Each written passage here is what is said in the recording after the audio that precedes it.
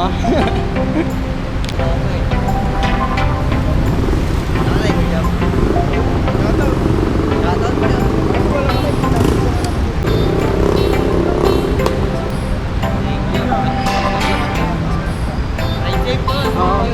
you. Yun kakatid pa lang natin kay madam. Andito pa lang tayo sa SM San Lazaro.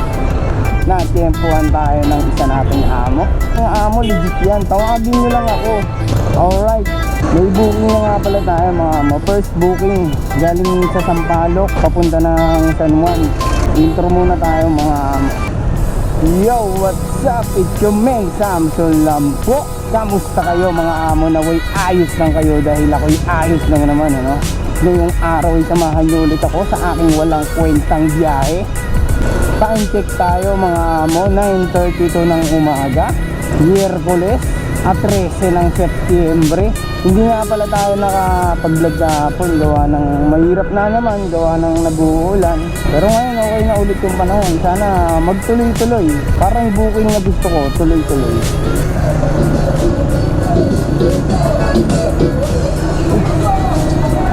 Copyright na naman yan, putang. Alright, doon tayo sa pick up muna. Balikan ko kayo mga amo.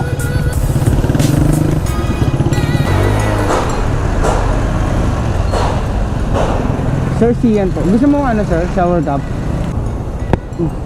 Bumuka.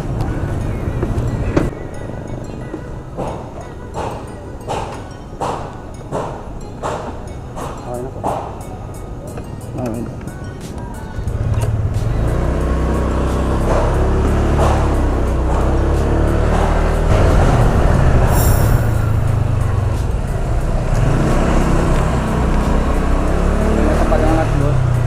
Sige, sige pa.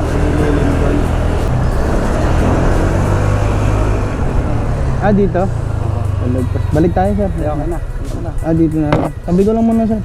Para hindi ka Okay. Okay po. Ay, thank you po sir.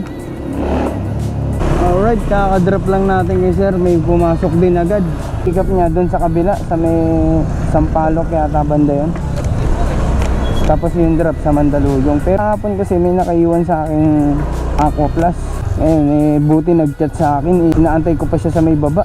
Hindi bumaba, nagantay pa ako ng 10 minutes. Siguro nakalimutan niya talaga. May kasunod na akong booking nun. Kaya hindi ko na nakita yung pangalan niya. Iiwan ko sana sa tindahan, ibibilin ko na lang. Kasi wala, hindi ko nakita. Pero buti nag-chat siya sa akin. Isa ka ba dito? Si inantay kita. Sabi ko baka bumaba. Hindi mo naalala agad yun? Hindi po. Naalala ko po yun, siguro nakaliko na po kayo. Kasi sinilip ko po kayo dito. Doon lang ako sa bibig. Kasi may pumasok sa akin. Iiwan ko sana dyan. Kaso hindi ko nakita yung pangalan niya. Ay po! Thank you sa pag-return.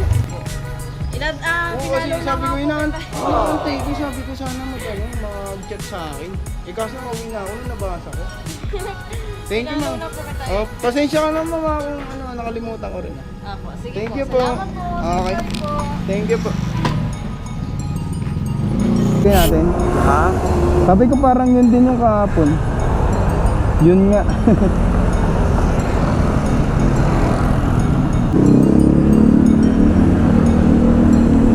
Anto, tara. Ito po. Wait lang, baka may dumaan kasi sir dito. Sige pa. Kano po? 11 lang po. Thank you po. Alright mga amo, kakadrop lang natin kay sir nasoli na nga pala natin yung Aqua Plus kanina. Hindi lang tayo nakapagkwento agad kasi pinuntahan natin agad yung next booking ko. Mahirap kasi baka ma-delay pa. Pagkaabot ko, hindi na ako nagdaldal, diretso na. Pero ngayon, share natin. Share ko lang. Iba yung yung pagtanggap ni ma'am, talagang sobrang thank you siya na nasuli yung yung Aqua Plus kasi gift daw sa kanya yun, na sobrang thankful daw siya na nasuli. Tsaka mga amo, share ko lang. May nasuli kasi ko dating iPhone. Ito siya Sinuli ko yun, pinost ko yun sa Facebook. Ari nun, ibang lahi. Hindi siya Pilipino. Kwento ko lang 3 days ko yung bago na soli. Hirap na hirap akong malaman kung sino yung may-ari. Kaya pinost ko na nga sa Facebook, wala talaga nag-PM sa akin. Meron man mga nag-PM gustong bilhin yung cellphone. Hindi ko binenta kasi hindi naman sa akin yun. Ngayon, tingnan ko yung mga notification niya, bigla may lumabas na pangalan. Ibang lahi nga. Ibang lahi yung kasi sa pangalan pa lang iba eh. Sinat ko, hindi nag-reply yung isa. Hindi rin nag-sin. Tapos meron ulit ako nakita, sinat ko. Sabi ko, do you have a friend with low cellphone? Sabi niya, I have daw, yung kapatid niya raw. Kinuha ko yung Facebook, tapos yun, nag-reply sa akin, nakachat ko. Nag-request pa sa akin yun, kasi bala ko sana mag-meet up na lang. O kaya kung saan, basta malapit lang sa amin. Alam mo yun, pinapunta niya pa ako na Mega Mall. Hindi wala namang problema. So galing kasi ako nung Cavite nung time na yun. Medyo nalalayuan ako. Tapos gusto niya, daling ko kagad. Pagdating doon, para akong lalamove.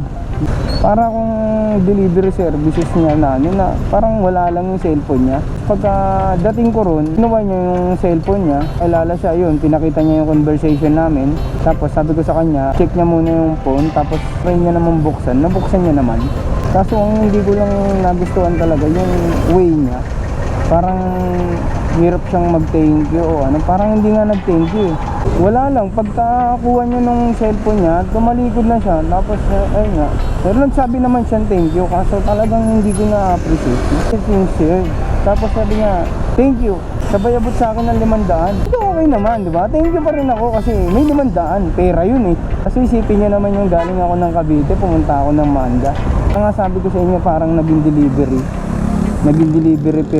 delivery lang ako dun sa cellphone niya. Tapos parang wala lang sa kanya talaga. Talikod niya nga pala, nagsabi ko, thank you sir, be careful next time. Lumingon lang siya, tapos umalis na. Tapos kinat ko pa rin, nag-chat pa rin ako sa kanya ng ganun. Sir, thank you, be careful next time. Sinin niya na lang.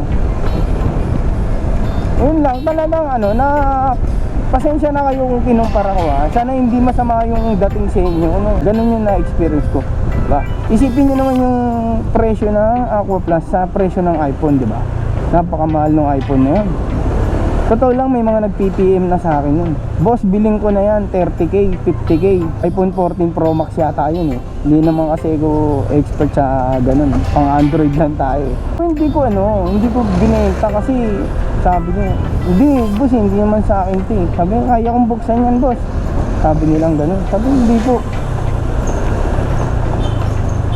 Basta may soli ko lang to para wala na akong problema. May soli ko, okay na rin naman. Tapos yun eh, ibiruin mo magkano lang yung Aqua Plus, diba? Pero iba yung thank you ni ma'am. Sa chat nagte-thank you siya, no? Pasensya na talaga kayo kung medyo nakakumpara ko lang. Pero yun lang, para sa akin lang naman, no? Kaya mga amo, tip ko lang sa inyo, kung may pagkakataon na pwede kang gumawa ng kabutihan, no? Kung may pagkakataon na pwede kang gumawa ng kabutihan, gawin mo na. No? Walang taong perpekto. Lahat tayo may pagkasala sa buhay, no? Huwag tayo magmalinis, lalo na ako. Ayoko magmalinis kasi marami kong katarantaduhan, di ba? Kaya kung may pagkakataon lang na pwedeng bumawi, babawi tayo. Gagawa tayo ng kabutihan. Kasi pag may pagkakataon na natutokso tayong gumawa ng masama, di ba nagagawa natin?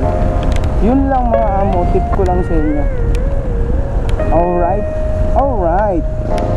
Sabi pa. Ito mo.